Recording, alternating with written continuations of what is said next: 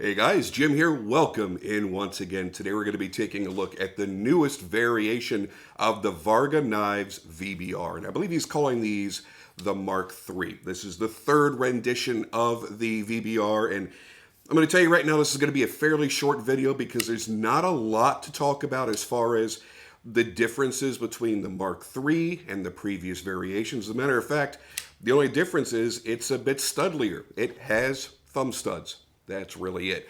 But he's gone and done some interesting new scale choices and some new finish combinations to go with them.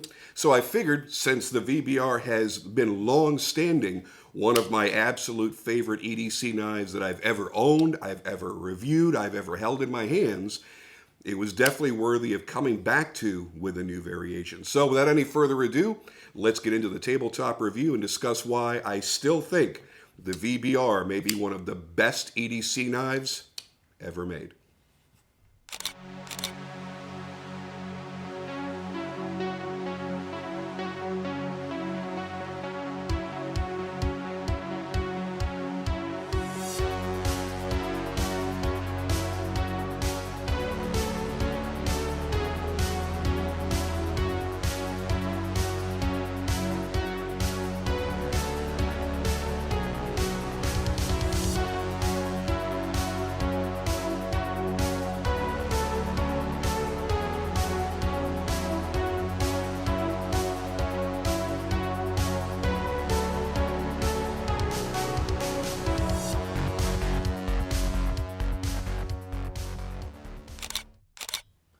Highlighted here are the two big differences between the Mark III and all the previous variations. So I guess we could pretty much just end the video here. It's got thumb studs and it's got jimping. See you later, folks. Nah, I'm just kidding. But that is the main difference here. I mean, what can I really say about the VBR that I haven't said before in my previous videos? It really is just about the perfect EDC knife. It feels amazing in the hand. It has an incredible action. It's got beautiful grinds. It's made by Riot, so you know that the performance of the knife is going to be flawless. The fit and finish, the overall execution is going to be perfect. So there's really not a lot of new to talk about with the VBR. And because of that, this will be a little bit of a shorter video. For instance, I'm not going to get into all the specs and everything else verbally because I've gone through that so many times before. What I will do is I'll go ahead and put them right over here for you. And you can pause the video, read them for yourself. I just don't want to belabor those previously touched upon points because there's really no sense in it. I really want to just talk about what an amazing, perfect knife Mark has gotten time and time again. And he's only had to make some very slight changes to satisfy anybody that may have looked at the knife and went, man, it looks really great and it seems like it's going to be great, but. Okay, well, he took care of your butts. He took care of your butts. Sometimes I amuse myself, even accidentally. One of those buts was, well, I'm not a flipper kind of guy. I don't mind having a flipper. I would just prefer being able to use a thumb stud or reverse flick or any of these other things. So, boom, he added thumb studs. And in the beginning, I really wasn't sure I'd like it because I thought maybe it disrupted the flow of the overall design. There's these two thumb studs just sticking out of a knife that we had never seen thumb studs on, and one of the things I loved about the design was the fact that it was so smooth and it was so clean and uncluttered. And honestly, as soon as the knife arrived, that disappeared out of my mind. It doesn't bother me in any way. As a matter of fact, I've gotten to rather enjoy using those thumb studs to deploy the knife. So, boom, there you go. And the only other complaint, I heard two other complaints. One was, well, if it's a tactical style knife, why is there no jimping? Well, there you go. Now you have jimping on the spine of your blade, and it's really, really well done jimping. The kind that feels, does not feel rough at all if you run your thumb across it, but when you jam your thumb into it, it pulls at the skin. It grabs you and keeps you in place. And the only other complaint that I ever heard about the VBR was, well, it's a little bit heavy for EDC. And I'll give you that. It is a pretty heavy knife. To me, it doesn't matter. I like the little bit of extra heft to it. I like the way that it feels. I do appreciate a lot of lightweight knives because they're lightweight. But in this size knife, with the 3.5-inch blade, I don't mind it weighing an ounce, ounce and a half, even 2 ounces more than, say, some comparable knives. But let's put this into perspective, shall we? Let's go ahead and break out the scale. And let's see how this really measures up. This is 5.1 ounces. Another knife that's very comparable in size that a lot of people really, really, really love, the Redencian 229 by Chavez. Also, by the way, OEM'd by Riot. So you have 2 Riot knives here. So this is 5.1 ounces. And you're going, oh, that's too heavy for me to EDC. 6.6 ounces on the Chavez. Now, I could tell you right now, a lot of people won't carry a Chavez because it is over 6.5 ounces. It is a weighty, weighty knife. But let's really see what the differences are here. Another one that's virtually identical in size, and I've had this, God, since 2015, I think. The Ziba S2, one of my absolute favorite knives. I've carried this knife so often, 7.8 ounces. I never really thought of it as being that heavy. I knew it had some weight to it. I knew it had some heft. But 7.8 ounces, that's a substantial difference when you're looking at 5.1. So that makes this a bit more palatable if you are a fan of the Ziba knives. Now, we get into something like the Terrain 365 here, my Invictus ATB, and that is one of, if not the best everyday carry knife. If you were only ever going to have one knife in your entire life, that may be one to consider. It's 4.5 ounces. That's not a substantial difference. Look at the slight difference. Now, for that slight difference, look how much thicker the titanium is on the VBR. I would talk about the thickness of the scales, but G10 and carbon fiber are both very, very lightweight materials. You've got a taller knife overall. Substantial differences. We get these open, and we look at the blade stock, and yeah, the VBR, the blade is a little bit thicker. Now you've got a massive top swedge there, going 3/4 of the length of the blade. That takes away a good amount of the weight. Whoop. Yep, I almost cut myself there. Woo, doggy. That would have been scary. Hey guys, sorry for the interruption. I promise I'll be quick. Now, since you guys know I don't take on sponsors and I don't do affiliate links, there's only a couple of ways that you can still support my channel and allow me to purchase more great knives to come out here and review for you. And that number one is to subscribe to my Patreon. If you'd like to become a patron, you could do it for as little as $5 a month, and every dollar of that goes toward this channel and supporting all the things that I enjoy doing along with you.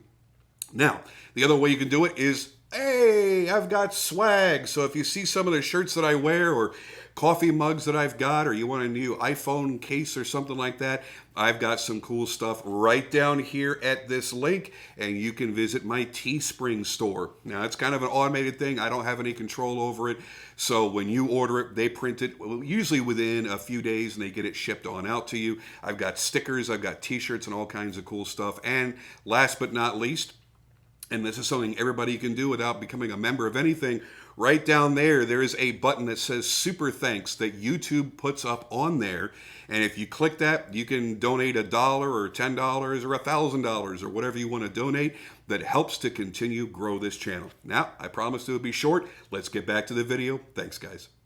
So when I talk about this knife being pretty much the perfect EDC, and you think to yourself, well, it might be just a little bit too heavy, keep those other knives in your mind. It's something that you would obviously consider carrying all the time. Comparable sizes, very, very high quality knives. And each of them are heavier except for the one that's substantially slimmer. And even that is not a big weight difference. One of the biggest things for me has been and always will be the fact that you have a sharply defined handle. It looks really, really good. You can see the shape. It's not just this shapeless, lifeless blob, yet it is so rounded and so comfortable. Everywhere you put your hands, there is no such thing as a hot spot on this knife. None whatsoever. It just doesn't exist. Even that pocket clip.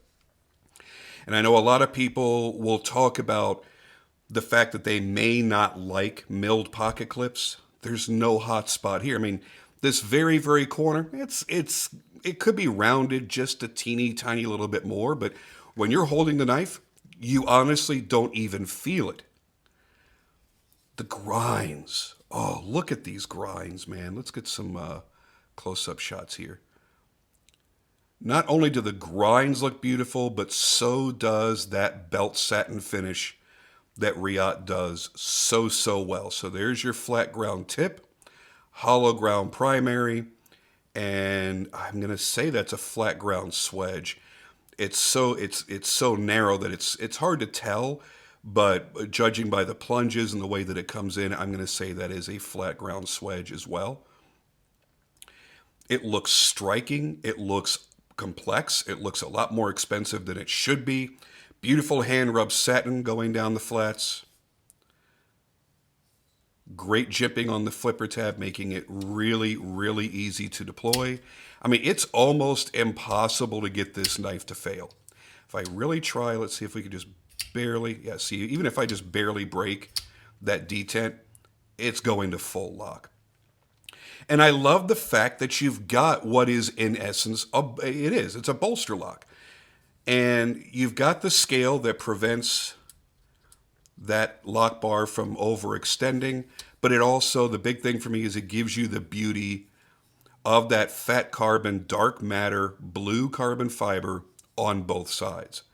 I love frame locks. Always have, always will.